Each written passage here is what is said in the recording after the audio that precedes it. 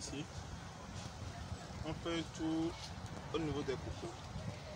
D'abord, le cocotier a pour nom scientifique Cocos nucifera. Elle est de la famille des Aracacées. Le coco, c'est un fruit dont à la maturité, elle a une couleur marron, mais lorsqu'elle est non mature, elle a une couleur vert ou jaune, comme se présente aussi celle-ci.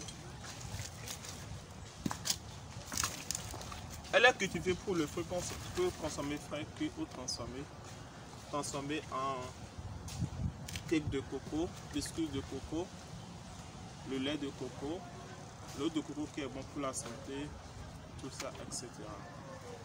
On peut utiliser les points de coco pour la confection des objets d'art, comme les balais, les clôtures, beaucoup de choses, on peut se faire. Les fibres de coco aussi pour la fabrication des tapis, et beaucoup de choses qu'on peut réaliser. Le bois du cocotier aussi pour faire la construction des charpentes, tout ça. Nous avons 3 variétés de cocotiers. Il y a le Géoa, encore appelé Grand Ouest africain, la variété hybride et la variété ornementale où le cocotier naît. Lorsqu'on prend la variété Géoa ou Grand Ouest africain, c'est un cocotier dont la tige a une couleur verte, les feuilles aussi ont une couleur verte. Le fruit aussi se présente sur une couleur verte. Elle a beaucoup d'eau à l'intérieur et elle commence par produire à partir de 5 ans. Elle est beaucoup résistante aux maladies, aux insectes, au climat, tout ça. Mais lorsqu'on prend la variété ornementale, c'est un cocotier dont les branches ont une couleur jaune. Le fruit n'est pas si gros comme la variété Géoa. Elle n'a pas beaucoup de résistance. Le pied, elle ne grandit pas comme il faut. Elle produit à partir de 2 ans et demi, 3 ans. Le fruit n'est pas si gros comme la variété Géoa. Donc sur le marché, ceux qui cultivent la variété Géoa peuvent vendre le fruit à 100 francs, 150, 200 francs. Mais ceux qui font la variété Nain vendent le fruit à 75 francs, 50 francs. Donc on essaie de mixer les deux pour avoir une 3e variété qu'on appelle hybride. Lorsque vous prenez la variété hybride, elle a la couleur vert jaune mélangée, c'est-à-dire vous voyez les branches ont les 2 couleurs, le vert et le jaune, et les feuilles sont vertes. Le fruit aussi a la couleur vert jaune. Elle produit à partir de 3 à 4 ans. Le fruit est bien gros, elle a beaucoup de jus à l'intérieur. D'abord, pour multiplier le cocotier, il nous faut d'abord des cocos qui sont secs, comme celui-ci, et qui contiennent d'eau. Vous remuez le coco, vous allez sentir qu'il y a l'eau à l'intérieur. Là, vous pouvez choisir ce coco-là comme semence. Il vous faut un trou de profondeur 40 à 50 cm de hauteur. Juste lorsque vous posez votre coco dans le trou doit dépasser les cocos de 3 à 5 cm. Donc si un coco mesure 40 cm comme ça, donc il faut un trou de 45 cm. Lorsque le coco mesure 25 cm, donc il faut un trou de 30 cm. Okay. Donc la taille de vos cocotiers va vous amener à faire des trous. Ce trou a pour nom gémois. Donc ce gémois vous permet maintenant de disposer vos cocos dedans. Le coco a 3 œils. Et c'est l'un de ces 3 œils, le bourgeon sort. Par l'un de ces 3 œils, le bourgeon sort. Donc en arrosant le cocotier, l'eau doit pénétrer par ces fibres-là jusqu'à toucher l'un de ces 3 œils. C'est lorsque l'eau touche l'un de ces 3 œils que le bouillon commence à sortir. Raison pour laquelle, pour faciliter la germination, on est obligé de prendre une machette et de diminuer juste l'épaisseur de notre fibre, comme celui-ci. Lorsqu'on taille un peu, on commence par arroser directement, l'eau pénètre et ça va toucher l'un de ces 3 œils. Là, directement, il y a germination. Mais si c'est pas taillé comme ça, avant que l'eau ne pénètre, ça peut faire 3 semaines. Et là, la partie là va d'abord se décomposer pour que l'eau commence à pénétrer. Donc, lorsque vous taillez directement, l'eau pénètre et ça va toucher l'œil. À partir de 3 semaines ou bien à partir de 1 mois, vous aurez déjà des bourgeons qui sont sortis. Mais les jeunes plants de cocotier sont sensibles aux rats, aux fourmis, etc. Donc, comme premier entretien, il est conseillé de sacler, désherber, entretenir le tour de son gémois. Pas des tas d'ordures, pas des herbes indésirables, tout ça. Lorsque vous laissez des tas d'ordures, des herbes indésirables dans votre gémois ou bien à côté de votre gémois, ça crée des nids aux insectes, ils viendront se résider dedans. Là, après, lorsque le bourgeon sort, le bourgeon est bien sucré. Et c'est bien parfumé. Les rats, les souris ou bien les fourmis peuvent venir le détruire. Mais si c'est bien entretenu, vous n'aurez pas ces cas-là. Il faut positionner le coco l'un à côté de l'autre dans votre gémois comme ça.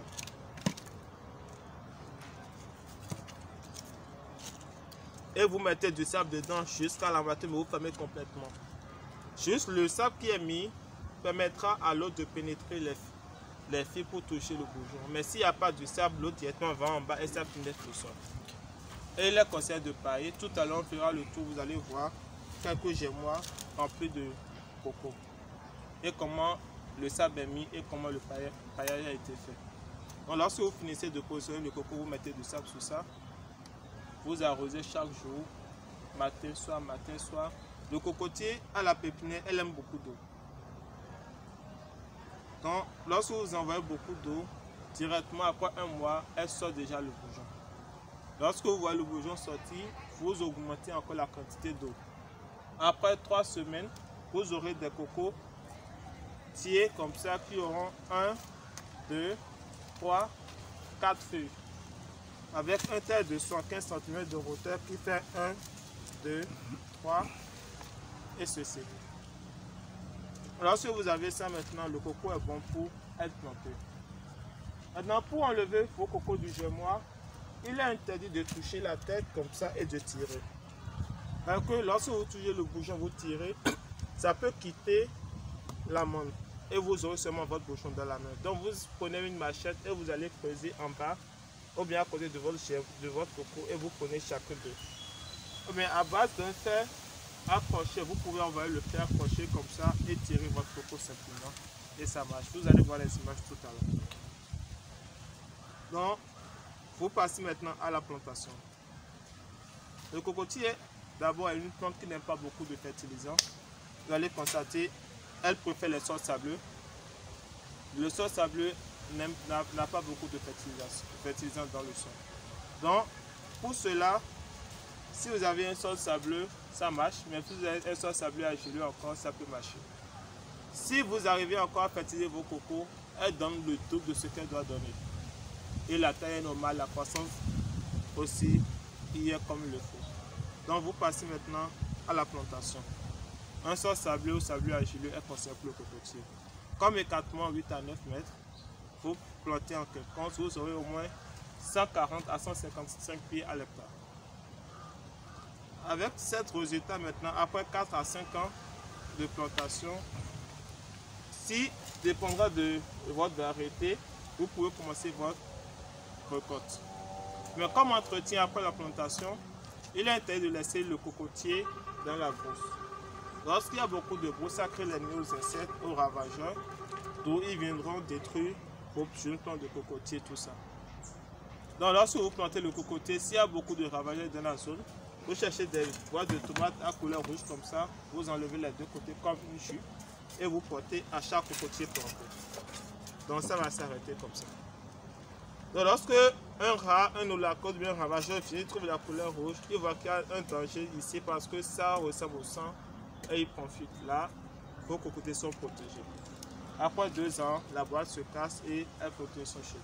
Si vous n'avez pas de boîte de tomates, vous cherchez des grillages et vous encerclez autour de vos cocotiers.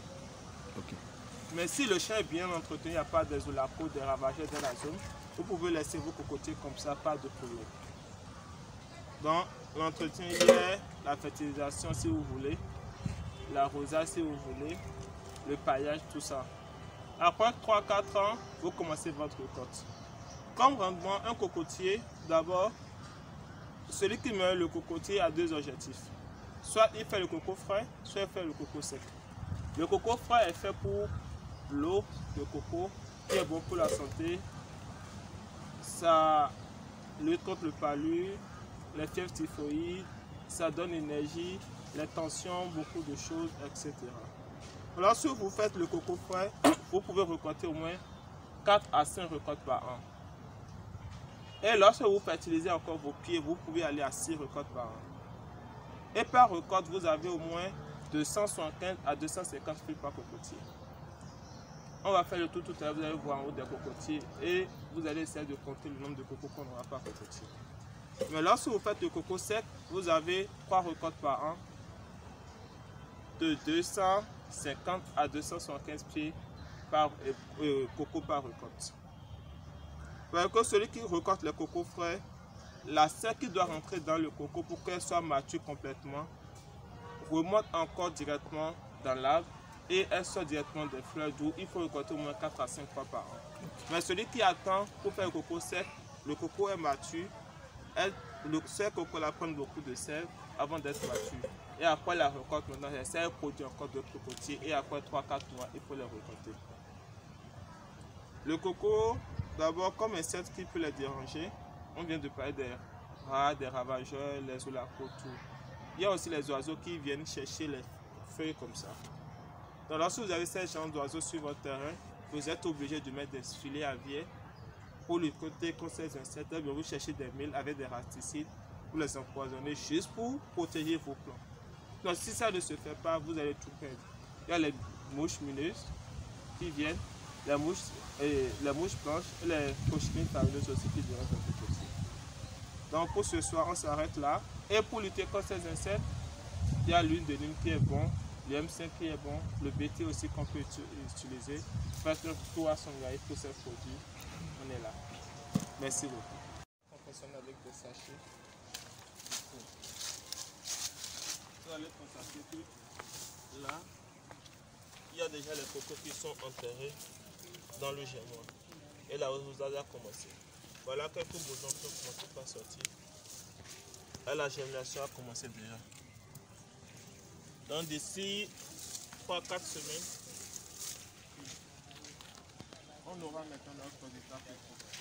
On fait un peu au niveau des cocotiers qui sont déjà bons dans leur germoir.